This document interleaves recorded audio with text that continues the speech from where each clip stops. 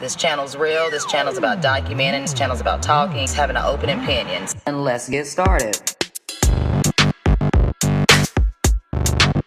Say whoa, say whoa. Say whoa. Head of a horse, the body of a man. Unidentified flying object.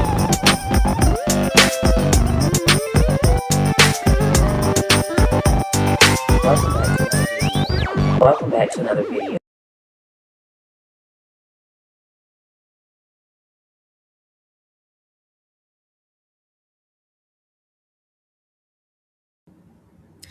What's up, guys? It's me, Do Not Obey, and let's get into this short video. Now, this video is about organ harvesting. It has never stopped. Rest in peace to Kendrick. I think his name was, I cannot think of his last, Kendrick Johnson. Excuse me. Yes, I'll throw up some pictures of him. He was found in a gym mat. Of course, they lie, but allegedly he fell into a mat and suffocated. And that's how he passed away. We all know, well, most of us over here know, that didn't happen that way, okay? 2, when the family got the body exhumed again, he was stuffed with newspaper and his body was basically like a hollow shell. And that's just one case. Hope you guys do enjoy this video. Let me know what you guys think. And do not obey. Stay woke. Peace. We've got a really shocking story that involves organ donation. The government is moving to shut down a nonprofit after allegations arose that some organs were taken from patients who were still alive. Meg Oliver has that story.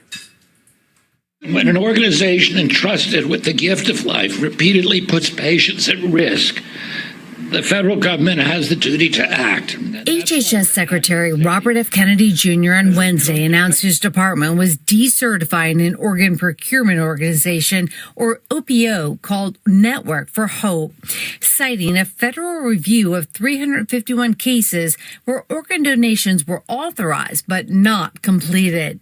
Nearly a third showed cause for concern. The review found with at least 28 cases where the patients may not have been deceased at the time organ procurement was initiated. That includes T.J. Hoover, a would-be donor who was hospitalized in October 2021 following a cardiac arrest. He was thrashing, crying, and grabbing the doctor's hands to stop him. Even after those signs, the organ procurement process continued.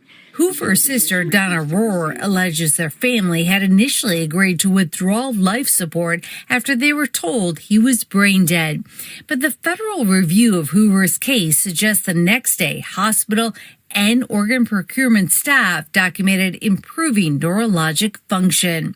One day after that, records show Hoover became conscious during a donor-related heart evaluation and had to be sedated and paralyzed so the procedure could continue. That evening, the review says doctors were preparing to remove his breathing tube when Hoover became agitated and they stopped the process. Hoover ultimately survived, and in congressional testimony last year, a whistleblower said the OPO had violated its standards. The case should have been halted immediately once neurological function improved. At the time, the OPO said its staff was following approved protocols, and on Wednesday, Network for Hope CEO said his organization would appeal the decertification. For CBS Mornings, I'm Meg Oliver.